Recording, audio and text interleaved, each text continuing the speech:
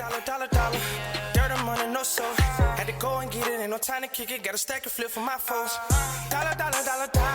Please tell me you can hear me. Don't turn your back and don't neglect me. Just let me know if you need me. Dollar. Let me watch out for my partners. Keep my money long, get my team strong. Let me run away from my problems. Yo, what's good, original rule?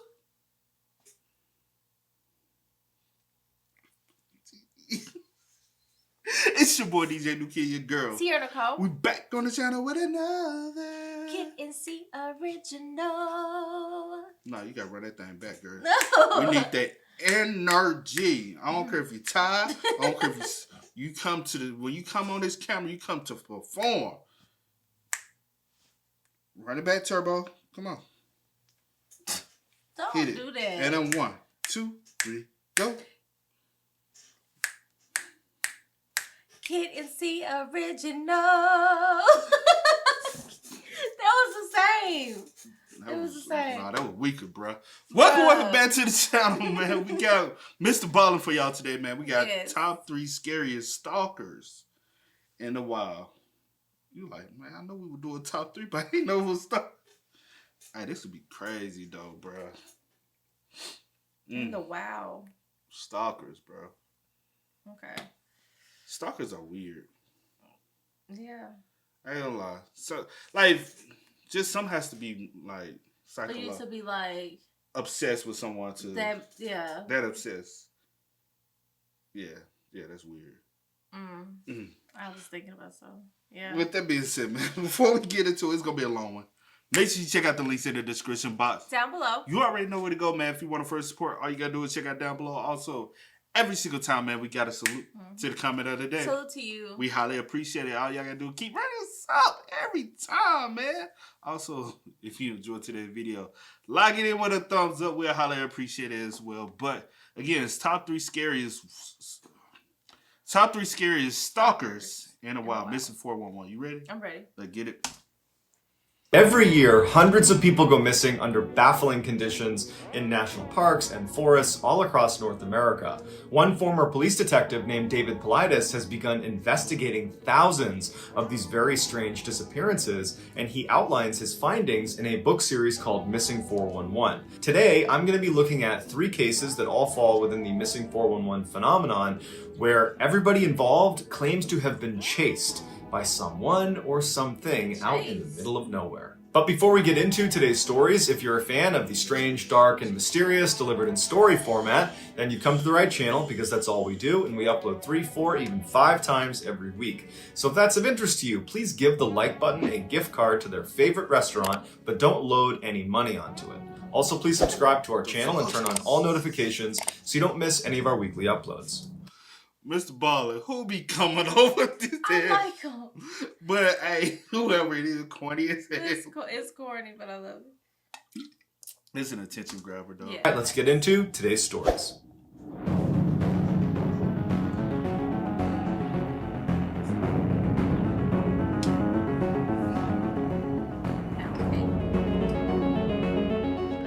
In 1989, 22-year-old Eloise Lindsay was a fresh college graduate, and she was at a crossroads in her life, because even though she just earned her degree, she really didn't know what she wanted to do with her life.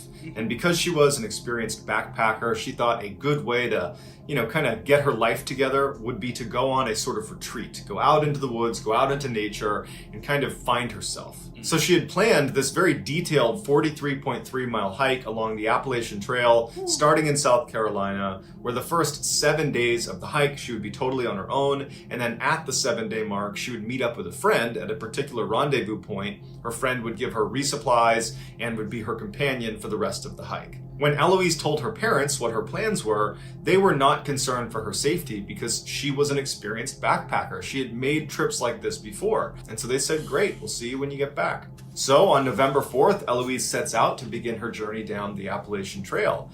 And the first couple of days of her hike were great. The weather was beautiful, the scenery was amazing, and she had all this time to just kind of be by herself and look internal and think hard about what she wanted to do with her life. But on the 3rd day, when she woke up, she was sleeping inside of a tent she had camped just off the trail. She woke up and she had this intense sense of dread. She couldn't really place where it was coming from, but she knew something was wrong, and she's kind of doing inventory of her life, like, what did I forget? Is there something that I'm just not thinking about right now? But she kind of pushes it aside mentally and thinks, okay, you know what? I'm just going to pack up my campsite here and get hiking, and I'm bound to, come up with what it is that's making me feel this way. So she gets out of her tent and she begins packing up her campsite, and she's looking out, kind of scanning the tree line, not because she was looking for anything, but just because she happened to be looking out. And she could have sworn that she saw a man standing, 30, 40 feet away behind a tree. And she Was he looking like that though?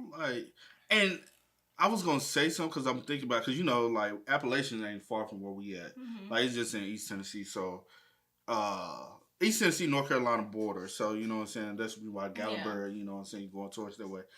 But when you get to Kentucky and Virginia, don't families live off the Appalachian Trail, and don't a lot of inbred families live up that way? Have you never heard of is it inbred family? I might be wrong by the inbred family, but I do know, isn't it families who live off the app? I said don't get me wrong. I'm not sure, but I can definitely. I got you. Did a double take and was staring at him. It's it's broad daylight, it's the morning, and they're near a trail, so it isn't unbelievable that there might be someone near her at that very moment. But she kind of did a double take and she looked at them again, and this person was gone. And she stood there for a minute, just kind of looking in the direction of where she had seen this guy, wondering, is my mind playing tricks on me? Did I really see someone there? Why aren't they showing themselves again? If there was someone there, they clearly must have just been looking at me. Why aren't they, poking their heads out again to communicate with me in some way? We're out in the middle of nowhere. We should be talking to each other. But the guy never shows himself again. And so as she's standing there wondering what she should do, she isn't ready to yell out to this person because there's part of her that's a little bit nervous about yelling out to some stranger in the middle of the woods.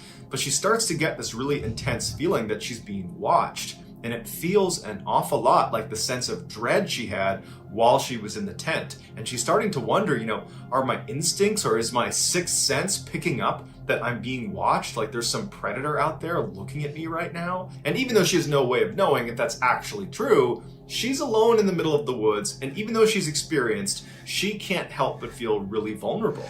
And because this guy is just not showing himself again, she feels a little bit threatened. And so she begins to panic and she starts packing up all of her stuff as quickly as she can, and as soon as she can, she takes off down the trail away from that guy she saw in the woods. As she was walking down this trail, she couldn't help but think someone was right behind her, and she kept turning around to see if this person or whoever it was behind her, and no one was ever there. But this visceral feeling that she was being watched, that sense of dread she had, it just was not going away. And so she started walking faster and faster. Before long, she was running, and she's realizing that she's in a section of the Appalachian Trail that's very remote. She's not near civilization. She's not near her next rendezvous point.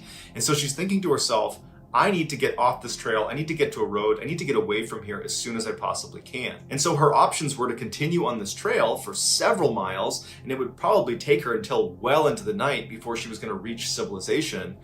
Or she could take a shortcut because she believed there was a road that was running parallel to her trail, but it was way down the mountain. It would require leaving the trail and basically cutting through the wilderness to get down to this road. But she was pretty confident it was right down there. And because this threat of this person or thing following her was so intense for her, she decided to leave the trail. She couldn't stand the idea of having to spend another night out in the middle of the woods with this person stalking her. And so she walks up the trail and starts running down the mountain. It wasn't long before she started to hear audible sounds coming from what she believed to be this person that was following her. And she would turn around and there'd be no one there. And then she started to walk, trying to listen as she's walking, and she would hear footsteps far away from her, and she'd turn and there'd be nobody there, but she was certain someone was following her, someone was stalking her.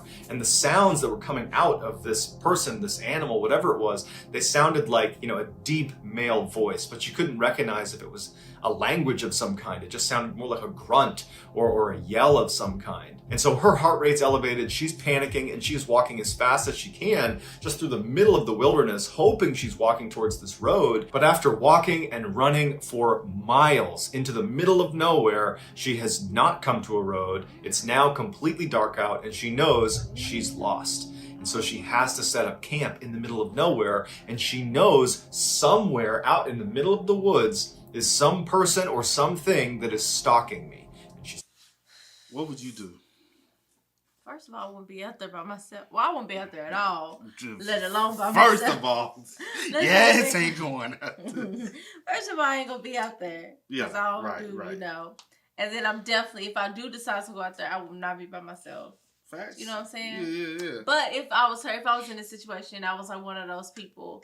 I mean, I probably would have did the same. I would have did the same thing. Yeah. You know what I'm saying? Because I want to say this girl that I went to, I used to work with in college. Mm-hmm. She, we had the same, well, basically the same major together. Yeah. She was just older than me, and I feel like when she had, when she had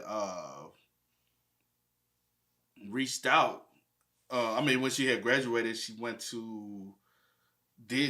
and did the Appalachian Trail. Oh, did she? But I want to say she actually did it with a group of people, but she was so adamant. And I was like, what's up with people, like, when they graduate, like, they want to travel the Appalachian Trail, they be like, it's like a great experience. Like, I know a couple people I went to college with, they did it, though. Yeah.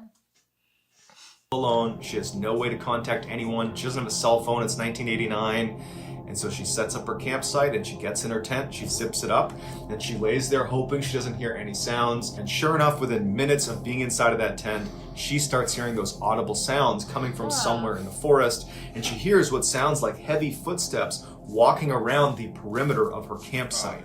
All night long she hears this. But luckily they don't come up right to her tent. So there's some separation between her and whatever is making these sounds. And then finally, the sun comes up, she is out of that tent, packs it up, and continues running in the direction she hopes is the road. And of course, all day long she has that sense that someone is watching her. She's hearing footsteps coming from behind her. She would turn, she doesn't see anything. She would hear that audible grunting sound, that low voice coming from somewhere behind her, but again, she would never see whoever it was or whatever it was that was making the sound.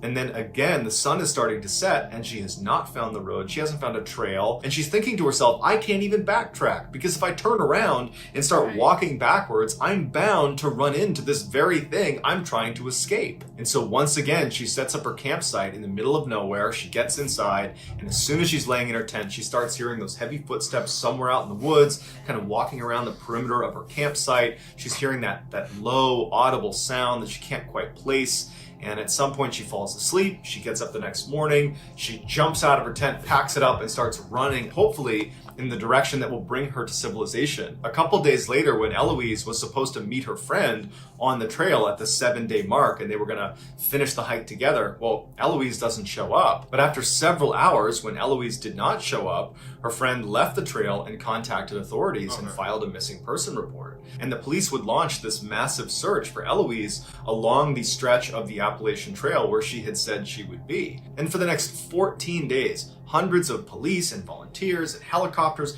are scouring this area, and there's no sign of Eloise. And so after 14 days from the time her friend filed the missing person report, the police had to turn the search off, and they say, look, we can't find her. 2 days after the search was terminated, so 23 days after Eloise had initially set off for her trek through the Appalachian Trail, a hunter that was out in the middle of nowhere near the Appalachian Trail discovers Eloise perched up against a tree. She's totally emaciated, she's dehydrated, she's delirious, but she's alive. At first, she was terrified of the hunter because she believed the hunter was this person that had been following her.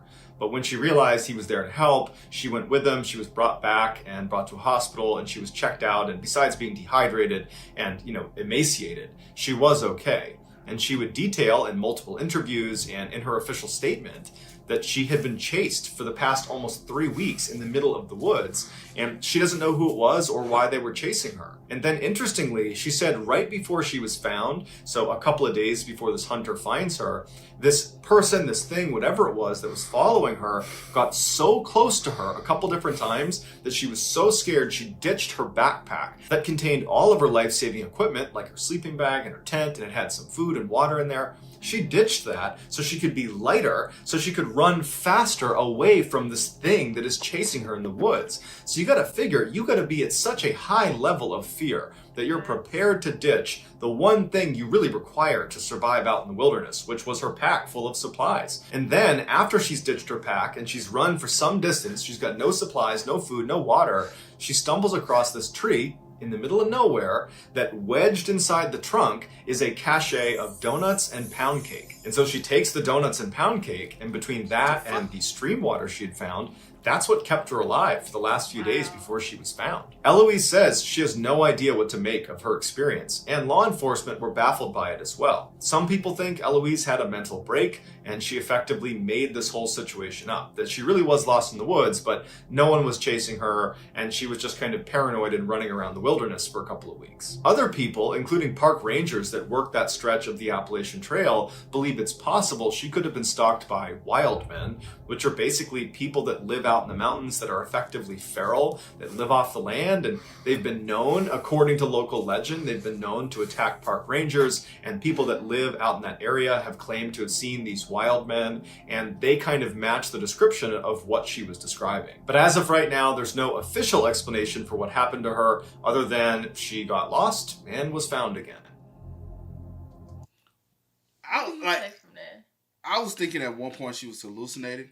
Because I was like, for so long, he chased you but never like, caught you. Or harmed you. Even while you sleep in your because you could hear him. Yeah. You know. So why is he constantly running around and not approaching you? Because he's followed you, gave you enough time to even set up your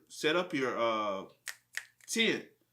Like, what type of tent? Like, I'm sure it's not just the one you just pop up and get inside. It's one you have to really, like, put in like... Yeah. So, like, what is keeping him away from approaching you? Like, actually doing anything to approaching you. Yeah. Because if he's truly chasing you for miles, because to be honest, for 3 weeks, that's miles. You know what I'm saying? Yeah, right. Because you went missing. And that...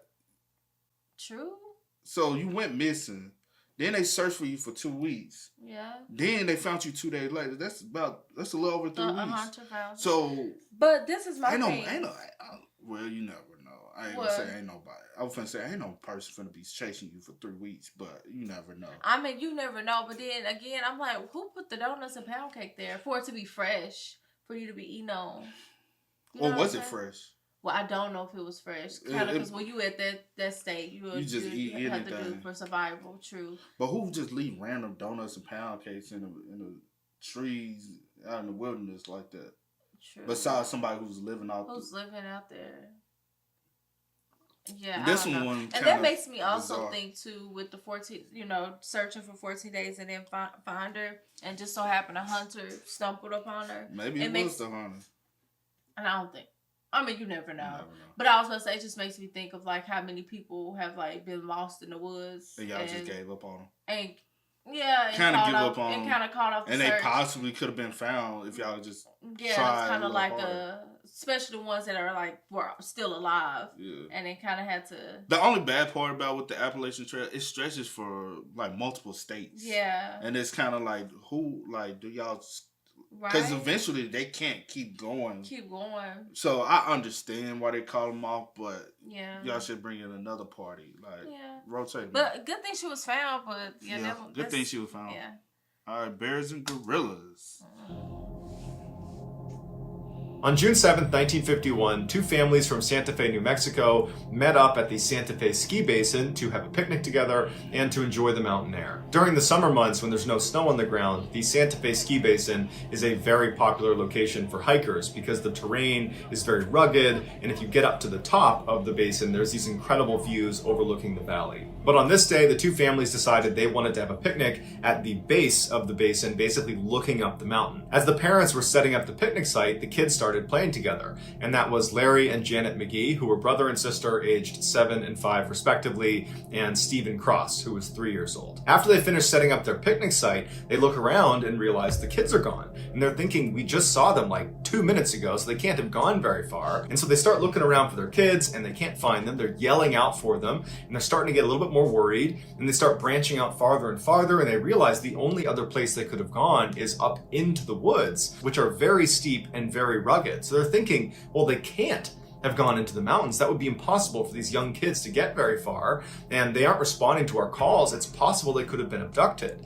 And so one of the parents ran down to the main building of the actual ski resort where they kept a staff member in there during the summer months, and they were able to get inside and use a phone, and they called authorities. So the police come out and they set up these huge spotlights that are aimed up at the mountain. And so the idea was, if the kids did get up into the mountain somehow, they would see these lights and hopefully walk down to them. After they set up the spotlights, the police began combing the side of the mountain in hopes that the kids were not abducted. But despite the spotlights and hundreds of searchers and people yelling out for these kids, they never heard back from the kids. They didn't find them. And so all night they're looking for them, and they're realizing that there's a pretty good chance they're probably not here. And that means they probably were abducted. And so by the following afternoon, things were really starting to look grim. There was no sign of these kids anywhere.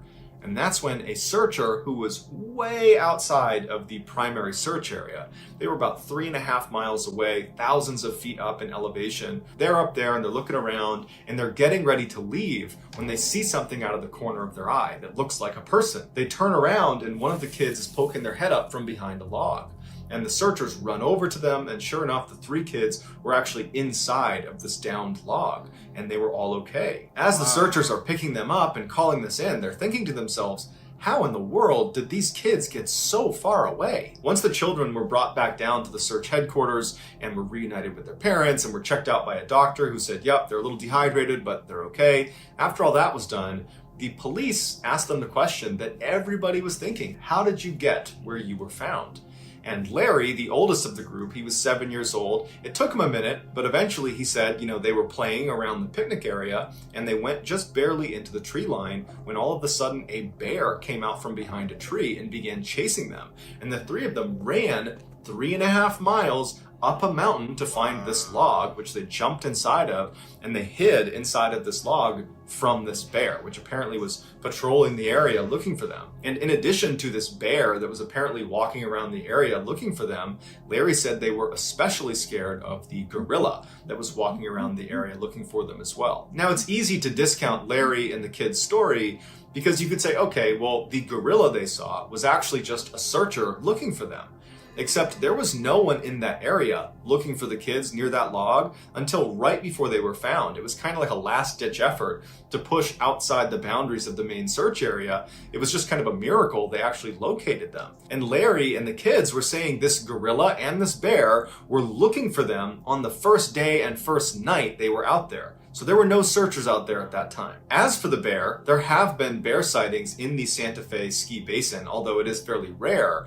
But if it was a bear that was chasing these kids, it would have caught them. A bear is not gonna not be able to catch 3 small children running uphill. So either there wasn't a bear, or it was some other animal that might have resembled a bear. But what type of an animal would chase 3 small children who are very vulnerable 3.5 miles up a mountain only to abandon them? But even if we say, you know what, there's no way the bear and the gorilla had anything to do with this. This is just kids who got lost and they wound up in the woods and they were found, and that's it. Fine. But I have a 3-year-old and a 4-year-old, and I can tell you right now, there's no way they could cover a 3.5 mile distance uphill in really rugged mountainous terrain in a 24-hour cycle. There's no way. Without help, that's not possible. I would say the only caveat to that would be if my children were fearful for their lives, in which case adrenaline would kick in, and they probably could cover that distance in a 24-hour period. That certainly lends credibility to the idea that Larry, Janet, and Steve were in fact running for their lives, and they had that adrenaline kick, and that's how they were able to cover that distance. But were they really running from a bear or a gorilla? We don't know, and there's been no further investigation into this case, and I think that's because the kids were found alive. The parents, the police, they're happy, and everybody moved on.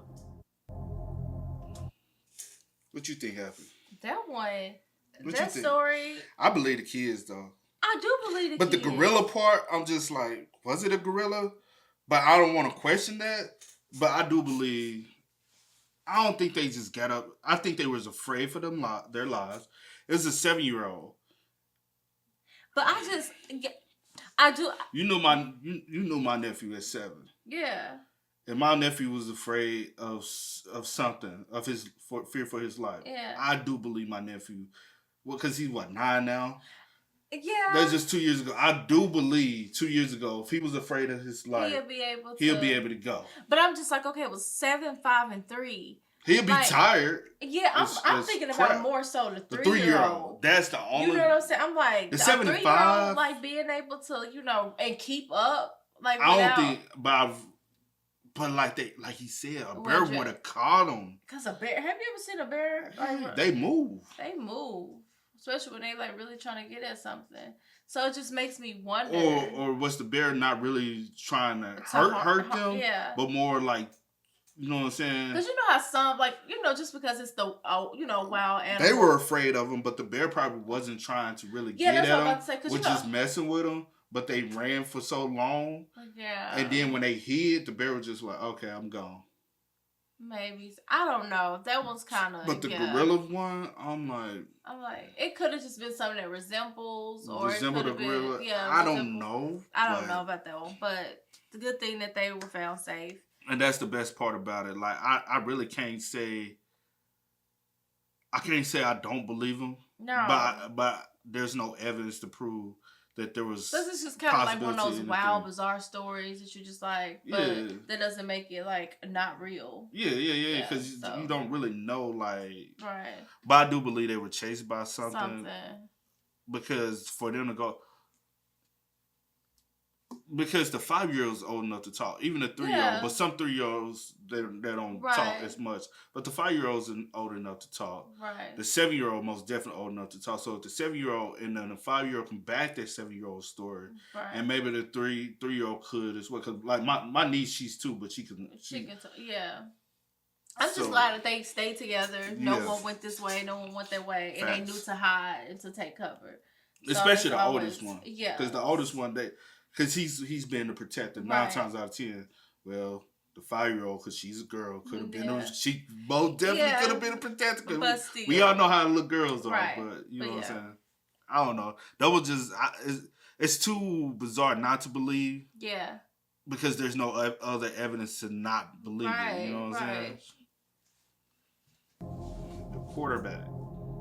From 2002 to 2006, Colin Finnerty was perhaps the most successful college quarterback in history, winning 3 national championships and being named the Division II Player of the Decade. He was also perhaps the toughest college quarterback in history. Most quarterbacks will spend their careers looking to avoid getting smashed by defenders. Not Cullen. Cullen was 6'2", 240 pounds, and he would tell his teammates that he wanted to get hit, and he would hit back.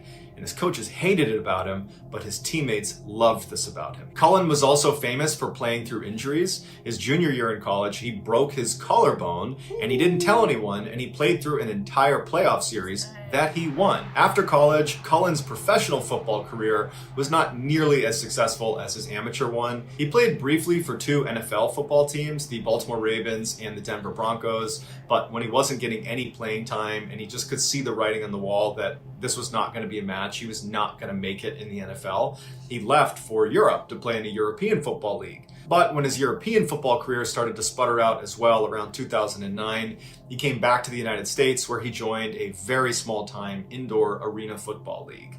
And while Cullen's love of football was still there as much as it ever was, he knew at this point, playing at this low of a level, that his career was effectively over. Around the same time that Cullen was hanging up his football cleats, he would meet Jennifer, who would become his wife.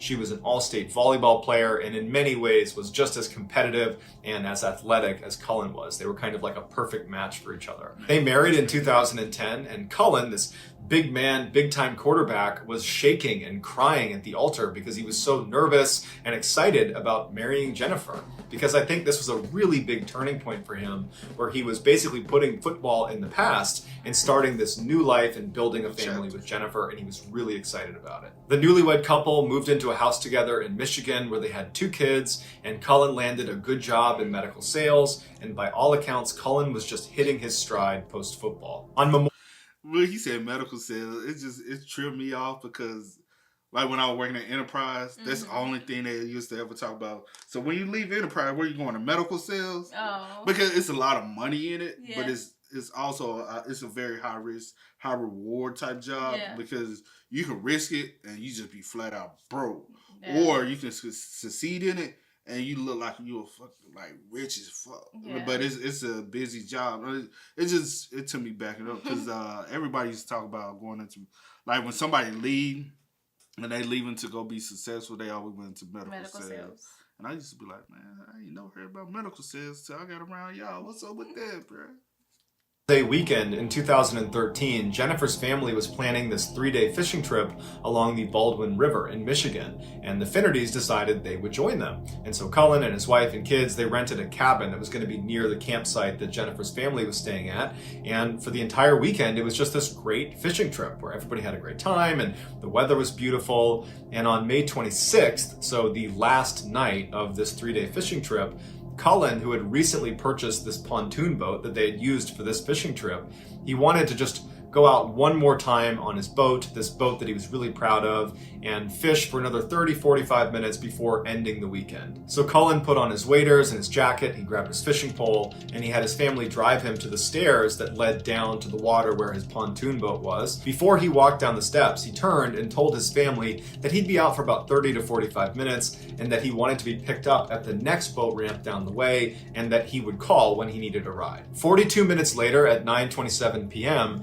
Jennifer receives a phone call from her husband, and she's expecting it to be the call where he says, okay, I'm ready to get picked up. But when she answers the phone, Cullen is frantic, and he's telling her that he's being followed by 2 men in the tree line, that he's out on the water on his pontoon, but there are 2 men in the tree line that he can't see, but he can hear them, and they've been following him for some time. And before Jennifer can even get a word out, Cullen says to her that he's going to beach the boat and take his clothes off. And then he hangs up. Jennifer immediately tries calling Cullen back repeatedly, but he's not picking up. And so she's left feeling totally confused about what her husband has just told her. But what stood out to her was how scared he sounded on the phone. And fear was not something she typically associated with Cullen. This beast of a man, this tough football player, he didn't get scared. So for him to be that scared sounding and to be describing people basically stalking him, she knew he was in serious trouble. So she calls 911 and she describes where he is in the Baldwin River, and the police take her report and say, we'll send someone out right away. After Jennifer got off the phone with police, she called her family and told them about this really strange phone call from Cullen and how she had just called the police and she didn't know what to do. And so her brother tried calling Cullen and Cullen answered. And when he did, Matt said, hey Cullen, where are you? And Cullen would say, I don't know where I am, but there's these 2 guys that are still following me. And Matt would say, are you still on your boat? Are you on land? And all Cullen said is, it's getting pretty rough out here. And then he hung up. Afterwards, Matt would call Jen and he would tell her about this phone call with Cullen, and it really didn't add any clarity to the situation. And so Jen and her family decide the best thing they can do is go to the boat ramp where Cullen had said he wanted to be picked up in hopes that maybe he would make his way there and they would find him. So Jennifer and her family head out to this location and Cullen's not there. They get out, they're yelling for him. There's no sign of him, and shortly after, a police car would show up because this was one of the areas where Jennifer had said when she spoke to police that Cullen might be.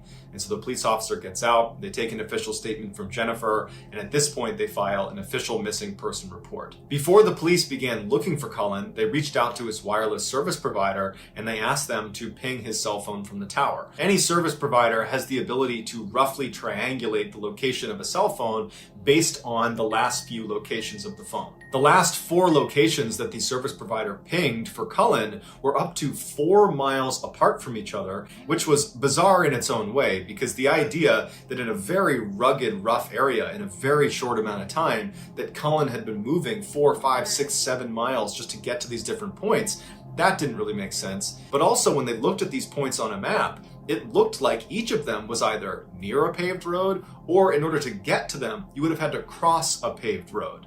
And so they're thinking to themselves, why does he keep moving point to point if at any one of these locations he's near relative safety? But as strange as these 4 locations were, the police now had a really solid starting point. So they dispatched people to each of these points and they began combing along the river where he had last been seen. And within an hour, they discovered his boat. It was a little ways down from where he had been dropped off. It was missing an oar and it was basically beached on the side of the river. It wasn't clear if it had been intentionally beached, but Cullen wasn't in it. And when they searched around the area, they couldn't find any sign that Cullen was in the area. They were yelling for him. He wasn't yelling back. Interesting.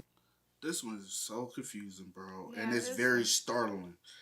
Like, I got so many thoughts going on in my head. And the biggest thing, because it's so known now, is head injuries from NFL. Yeah, I was thinking that. But then I was like, I was thinking that, but then I was like it was just like that because you haven't like, has he had like any like that? Because I don't want to assume. Or has he? Or yeah, I don't want to assume, but or has he already had it but solo and never told anyone? Because I think a lot of football players, they, especially as it start building up, they deal with it but don't want to let anyone know I'm dealing with stuff. And then as they start getting this probably worse. Was our point. He was like left alone in the middle, and he started panicking, and or it could have been he think he's seeing something, and he kind of got like loose. But we haven't finished, so we don't know. Like, a man who owned property near where the pontoon boat was found reported to police hearing screaming or yelling coming from the area where the boat was found around the same time that Cullen went missing. But despite this piece of information, it didn't actually help them discover where Cullen actually went. For the next 48 hours, police and hundreds of people searched in the areas where his cell phone had pinged and along the river where his pontoon had been found, but there was no sign of him. Then, on the evening of May 28th, approximately 48 hours after Cullen had gone missing, they discovered his body. It was located less than a half mile away from a paved road, and it was situated in between those 4 points that the cell phone provider had given. He was laying completely face down with his right arm under his body and his left arm over his head, clutching some grass. When they rolled him over, he had some blood coming out of his nose, but besides that, there was no significant trauma anywhere on his body. Cullen appeared to be wearing all of his clothes. However, it was noted that the strap on his waders was really badly twisted. Now, if he had never taken his clothes off, that would have been something he would have fixed. It would have been very uncomfortable when he started this trip to go fishing. That would have been something he would have fixed. Now, he said to his wife on the phone that he was going to be taking his clothes off, which there was no explanation for that, but he clearly said that to his wife, and she reported that to police. And so some have speculated that between that phone call and finding him with the twisted strap on his waders, that indicates that perhaps his clothes did come off at some point over the past couple of days and were put back on again, either by him or by someone else. His cell phone had also been found in his front pocket, indicating that those cell phone pings had been his actual location. Initially, Cullen's autopsy was completely inconclusive. There was no trauma to his body. There was no obvious thing that killed him. But later on, it was determined he died of pneumonia caused by inhaling his own vomit. So we don't know how you get to a place where you're inhaling your own vomit, but I would imagine you're in a pretty panicked state of mind if that could happen to you. Many people believe Cullen's death was the result of a traumatic brain injury caused by all the years of playing football and getting hit in the head. And so that can lead to paranoia. And so perhaps this was a fit of paranoia. He got turned around, he got scared, he thought somebody was chasing him.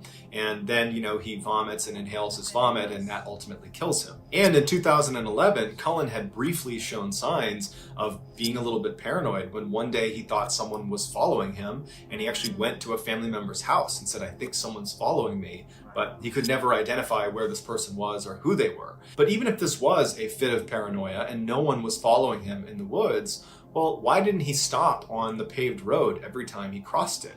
Because that would have represented safety. I mean, in 2011, when he supposedly had another fit of paranoia, his instincts were to go to a family member and to seek help. And so you would think his instincts in this situation would be similar. He would seek help, he would seek safety, but he continuously left safety. He left the road. He left his boat. His boat was safety. Why did he leave his boat? And even if we turn this around and we say, no, it was not a fit of paranoia, that he was in fact being followed by someone or something in the woods, well, then why would that prompt him to call his wife and say, "I'm going to get out of the boat and take my clothes off," and then proceed to walk 4, 5, 6, 7 miles in a very short period of time, crossing over a paved road at least 1 or 2 times and not stopping, not signaling for help? That doesn't make sense either. And what was that screaming that resident heard coming from the area where the pontoon boat was found? Unfortunately, there are many questions in this case, and the vast majority of them will go unanswered. So that's going to do it, guys. If you found these... That's so sad. I really, personally, do believe it has something to possibly do with CTE. Yeah. And I do believe it's a possibility that it got worse. Yeah, they got worse over time. So that first situation, that was the beginning. Mm-hmm. But the reason why he possibly didn't do it this time is because his state was over. And so, because it's starting to be seen more and more now. Yeah, it is. Like, it is, most definitely. We've seen cases, but now it's becoming more common. Thanks. And not even just in football, in wrestling, we've seen like anything. I believe a lot of things, if they go back and look at a lot of things can be traced back to CTE, brain damage. Because even as a kid, hitting your head on the ground and rattling your head, a lot of things can, like that's can wear your brain has been worn out over time. Yeah. Not even just by thinking, and it's just because of the position he played. Like they said, he wanted the impact, the hits. Yeah. Like, how much did he get hit? You know what I'm saying? Like, how often, even when he played professionally, how often did he just take on those hits? Because typically a quarterback ain't getting hit like that. Right. So for him, like, you know what I'm saying, your position is the safety position. Mm-hmm. You know, like, the biggest thing is to protect you at all costs. Yeah. But you wanted that, but oh, it's so sad. That's sad. Personally, I do believe it stems from CTE. And being the only thing is, like you said, the strap. Right. But he could have actually was still panicking and not even took his time to even though his you know him from like the type of person he is, he would have fixed that. When he's in that moment in that headspace, you're not thinking about fixing. You know, and he probably not even feeling it because he's in a state of panic. Yeah, so he's probably not even feeling it. An average human being walking, you like, but when you in panic, if you ever been in anything with your adrenaline is like at the peak, you don't feel none of that. Like, he's in a state of panic. His adrenaline is pumping. The reason why he's crossing the road could possibly be the fact that he's trying to get him off his trail. Yeah. Like, he's like, all right, if I do this and I go this way, they're not going to be able to pick up my trail because they don't, like, instead of, he don't want to go in a straight shot. Yeah. He's in a state of flight. Mm-hmm. Flight is, I need to protect myself at all times. Yeah. I'm not trying to fight. I just want to flight. And so me crossing the road, you know what I'm saying? Mm-hmm. Like, he's in a state of panic. But I hate to hear stories like this because I'm like, he's probably showed signs, and those signs he ignored. He avoided those signs. Yeah. Family probably noticed things, but kind of passed it off like, just, you know what I'm saying. You know, because I do feel like family like wipe off things a lot, especially brush it off a little bit. Especially when people go through changes in their life, you have to realize they're not the same, and especially somebody who and his only love was always sports. Him even going into the real world is a mental change for him, right? True. And in having to learn how to adapt to my new norm, but also dealing with trauma that's I've been caused by not trauma, but it is trauma. Yeah, trauma to the head, whatever. Yeah, like physical trauma, physical pain, like that I have now have to take from that into the real to my new life. So I don't know, man. I do believe it's possible to have CTE. I wonder, did they ever do like brain testing? Yeah. Because it was when he passed, it was available.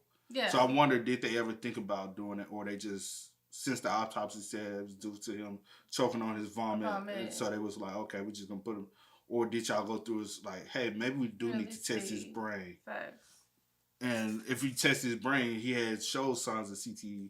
It could have kind of closed a lot of thoughts off and answer a lot of questions. Yeah, would have been able to answer a lot of questions, especially for the family. But with that being said, man, y'all spam us up. Let us know y'all thoughts and opinions in the description below. The last one was very, very sad. Yeah. I hate it, and I always hate when I hear stories like this. And because it's just, you've been enjoying something of passion of yours for years. And not knowing that it could be detrimental. Well, you do know, but you're not taking it like. Yeah. I love the sport of football, man, but you know what I'm saying? It could be damaging long term, but you're not thinking about that. So. Yeah. I hate when I hear stuff like that, man. So, with that being said, again, spam us up. Let us know y'all thoughts and opinions down below. But as always, Y'all know how it go. I do go by the name DJ Kid. This is we are Go and get it, ain't no time to kick it. Got a stack of flip for my folks. Dollar, dollar, dollar, dollar. Please tell me you can hear me. Don't turn your back and don't neglect me. Just let me know if you need me. Dollar, dollar, dollar.